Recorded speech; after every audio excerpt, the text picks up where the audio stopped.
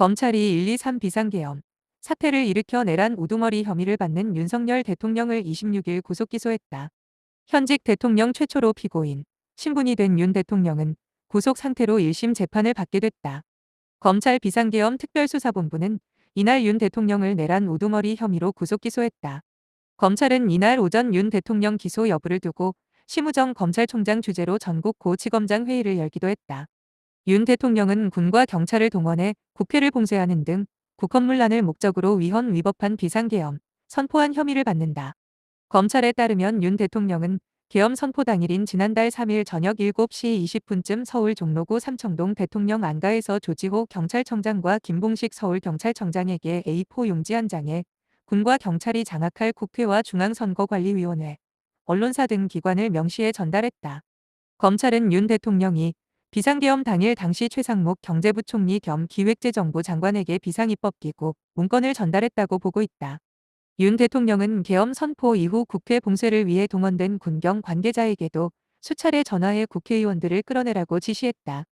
윤 대통령이 국회 주변에서 현장을 지휘 중이던 이진우 전 수도방위사령관에게도 전화로 아직도 못 갔냐, 뭐 하고 있냐, 문 부수고 들어가서 끌어내, 총을 쏴서라도 문을 부수고 들어가서 끌어내라라고 말하고 홍장원 전 국가정보원 1차장에게 이번 기회에 싹 다 잡아들여라고 지시한 정황은 김 전 장관을 비롯해 계엄 가담자들의 공소장에 동일하게 적혔다. 검찰은 윤 대통령의 이 같은 행위가 국헌문란의 결과를 초래할 원인이 될 만한 것으로 내란죄 구성요건에 해당한다고 봤다. 검찰이 윤 대통령을 구속 상태에서 기소함으로써 윤 대통령은 보석 청구가 인용되지 않는 한 구속된 채로 1심 재판을 받게 된다. 형사소송법상 구속된 피의자가 재판에 남겨지면 2개월 더 구속이 유지되고 2개월씩 2차례 연장할 수 있어 최대 6개월까지 가능하다.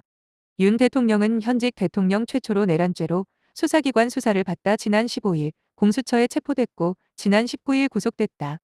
윤 대통령은 체포 당일 공수처 조사에 진술거부권을 행사하고 이후 조사에는 모두 불응했다. 공수처는 지난 23일 윤 대통령 사건을 검찰에 넘기며 공소제기를 요구했다.